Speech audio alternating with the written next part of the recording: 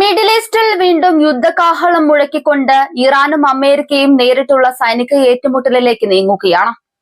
ലോകത്തെ സാമ്പത്തിക സൈനിക സമവാക്യങ്ങളെ അടിമുടി ഉലച്ചുകൊണ്ട് പ്രകോപനങ്ങൾക്ക് മറുപടിയായി ഇറാൻ നടത്തിയ മിസൈൽ ആക്രമണങ്ങളുടെ വിശദാംശങ്ങൾ ഇപ്പോൾ പുറത്തു വന്നിരിക്കുന്നു.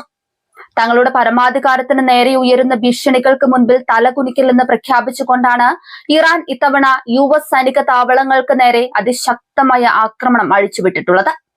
ഓപ്പറേഷൻ നസർ 2 എന്ന് പേരിട്ടിരിക്കുന്ന സൈനിക നടപടിയുടെ പുതിയ ഘട്ടത്തിലാണ് ഇറാൻ തങ്ങളുടെ അത്യാധുനിക മിസൈൽ സംവിധാനങ്ങൾ രംഗത്തിറക്കിയിരിക്കുന്നത്.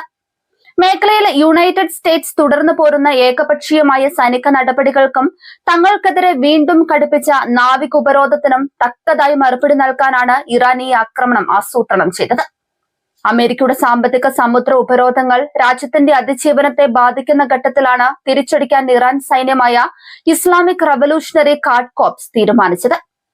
ഒരു മുന്നറിയിപ്പുമില്ലാതെ അമേരിക്കൻ താവളങ്ങളിൽ പതിച്ച മിസൈലുകൾ മിഡിൽ ഈസ്റ്റിലെ സഖ്യശക്തികളെ ഒന്നടങ്കം ഞെട്ടിച്ചിരിക്കുകയാണ്. ഈ വൻ സൈനിക നീക്കത്തിനായി ഇറാൻ തങ്ങളുടെ പക്കലുള്ള ഏറ്റവും വിനാശകാരിയായ ഖര ഇന്ധന മിസൈലുകളാണ് ഉപയോഗിച്ചിട്ടുള്ളത്. ഖര ഇന്ധന സാങ്കേതിക വിദ്യ ഉപയോഗിക്കുന്ന മിസൈലുകൾക്ക് വളരെ കുറഞ്ഞ സമയത്തിനുള്ളിൽ വിക്ഷേപണത്തിന് സജ്ജമാക്കാൻ കഴിയുമെന്നത് ഇവയെ കൂടുതൽ അപകടകാരിയാക്കുന്നു. അമേരിക്കൻ റഡാറുകൾക്കോ ആധുനിക മിസൈൽ പ്രതിരോധ സംവിധാനങ്ങൾക്കോ പ്രതിരോധിക്കാൻ സമയം ലഭിക്കുന്നതിന് മുൻപ് തന്നെ ലക്ഷ്യസ്ഥാനങ്ങളിൽ വിനാശമുണ്ടാക്കാൻ ഇവയ്ക്ക് സാധിച്ചു. ലക്ഷ്യസ്ഥാനം കൃത്യമായി ഭേദിക്കാൻ ശേഷിയുള്ള ഖൈബർ ഷെക്കാൻ മിസൈലുകളാണ് ആക്രമണത്തിന്റെ മുൻനിരയിലുണ്ടായിരുന്നത്. ശത്രു രാജ്യങ്ങളുടെ മിസൈൽ പ്രതിരോധ കവചങ്ങളെ നിഷ്പ്രഭമാക്കാൻ ശേഷിയുള്ള തരത്തിലാണ് ഖൈബർ ഷെക്കാന്റെ ഡിസൈൻ. അതിവേഗത്തിൽ സഞ്ചരിക്കാനും ലക്ഷ്യത്തിലേക്ക് അടുക്കുമ്പോൾ ദിശ വ്യതിചലിച്ച് പ്രതിരോധ സംവിധാനങ്ങളെ കബളിപ്പിക്കാനും ഇതിന് സാധിക്കും. ഖൈബർ ഷെക്കാനൊപ്പം ഇറാന്റെ ഏറ്റവും പുതിയ ഹൈപ്പർസോണിക് സാങ്കേതിക വിദ്യയുടെ കരുത്തായ ഫത്ത മിസൈലുകളും ഈ ആക്രമണത്തിൽ നിർണായക പങ്കുവഹിച്ചു. ശബ്ദത്തെക്കാൾ എത്രയോ ഇരട്ടി വേഗതയിൽ സഞ്ചരിക്കുന്ന ഫതഹ് മിസൈലുകളെ തടയുക എന്നത് നിലവിലെ US പ്രതിരോധ സംവിധാനങ്ങൾക്ക് അസാധ്യമായ കാര്യമാണ്. അതീവ സുരക്ഷിതമെന്ന് അമേരിക്ക കരുതിയിരുന്ന ഭൂഗർഭ ബങ്കറുകളും കമാൻഡ് സെന്ററുകളും തകർക്കാൻ ഈ മിസൈലുകൾക്ക് കഴിഞ്ഞു. യുദ്ധഭൂമിയിൽ നേരത്തെ തന്നെ കരുത്ത് തെളിയിച്ചിട്ടുള്ള വിശ്വസ്തനായ സുൽഫിക്കർ തന്ത്രപ്രധാന മിസൈലുകളും ഓപ്പറേഷൻ നസർ 2 ഭാഗമായി വിക്ഷേപിക്കപ്പെട്ടു. റോഡ് മാർഗം എളുപ്പത്തിൽ കൊണ്ടു നടക്കാവുന്ന ലോഞ്ചറുകളിൽ നിന്ന് വിക്ഷേപിക്കാൻ കഴിയുന്ന സുൽഫിക്കർ മിസൈലുകൾ തങ്ങളുടെ മൊബിലിറ്റി കൊണ്ട് ഏറെ പ്രശസ്തമാണ്. അമേരിക്കൻ ഉപഗ്രഹങ്ങൾക്ക് ഇവയുടെ സ്ഥാനം കണ്ടെത്താൻ കഴിയുന്നതിന് മുൻപ് തന്നെ വിക്ഷേപണം പൂർത്തിയാക്കാൻ ഇറാൻ സൈന്യത്തിന് കഴിഞ്ഞു. ഈ സംയുക്ത മിസൈൽ ആക്രമണം അമേരിക്കയുടെ മിഡിൽ ഈസ്റ്റിലെ സൈനിക മേധാവിത്വത്തിന് മേലേറ്റ കനത്ത പ്രഹരമാണ്. തങ്ങളുടെ താവളങ്ങൾക്ക് ചുറ്റും ഒരുക്കിയിരുന്ന സുരക്ഷാ വലയങ്ങളെല്ലാം തകർത്ത് മിസൈലുകൾ പതിച്ചതോടെ അമേരിക്കയുടെ പ്രതിരോധ തന്ത്രങ്ങളെല്ലാം അമ്പേ പാളി.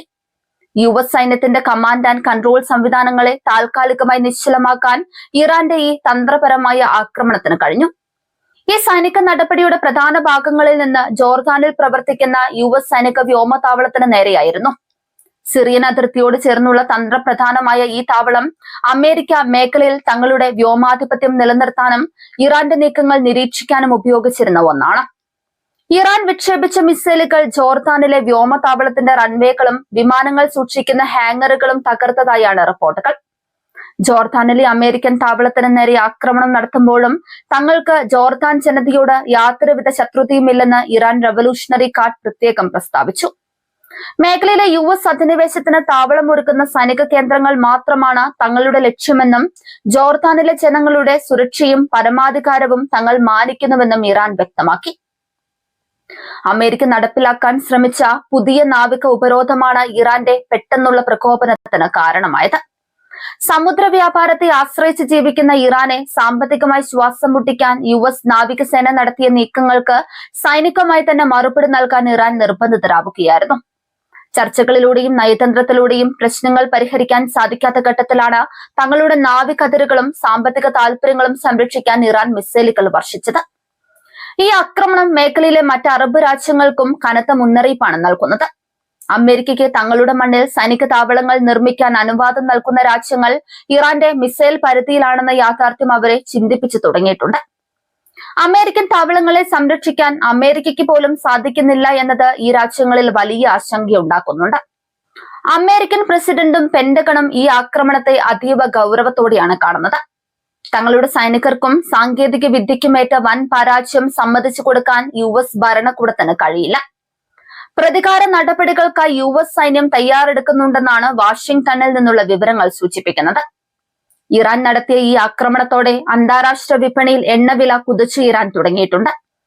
ഹോർമുസ് കടലിടുക്കും ചെങ്കടലും ഉൾപ്പെടുന്ന പ്രധാന സമുദ്ര വ്യാപാര പാതകളിൽ യുദ്ധഭീതി പടരുന്നത് ആഗോള സാമ്പത്തിക രംഗത്തെ വരും ദിവസങ്ങളിൽ കൂടുതൽ പ്രതിസന്ധിയിലാക്കും.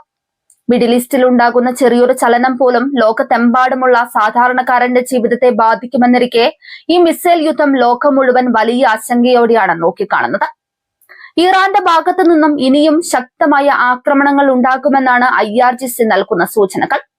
തങ്ങളുടെ രാജ്യത്തിന്റെ സുരക്ഷയ്ക്ക് ഭീഷണിയാക്കുന്ന തരത്തിൽ അമേരിക്ക എവിടെയൊക്കെ സൈനിക സന്നാഹങ്ങൾ ഒരുക്കിയാലും അവിടെയെല്ലാം തങ്ങളുടെ മിസൈലുകൾ പതിക്കുമെന്ന് അവർ വ്യക്തമാക്കുന്നുണ്ട്. ഇറാന്റെ പരമാധികാരത്തെ തൊട്ടുകളിച്ചാൽ കനത്ത വില നൽകേണ്ടി വരുമെന്ന സന്ദേശം അമേരിക്കൻ ഭരണകൂടത്തിന് കൃത്യമായി ലഭിച്ചു കഴിഞ്ഞു. വരും ദിവസങ്ങളിൽ അമേരിക്ക ഇതിനോട് എങ്ങനെ പ്രതികരിക്കുന്നു എന്നതിനെ ആശ്രയിച്ചിരിക്കും മിഡിൽ ഈസ്റ്റിന്റെയും ലോകത്തിന്റെയും ഭാവി.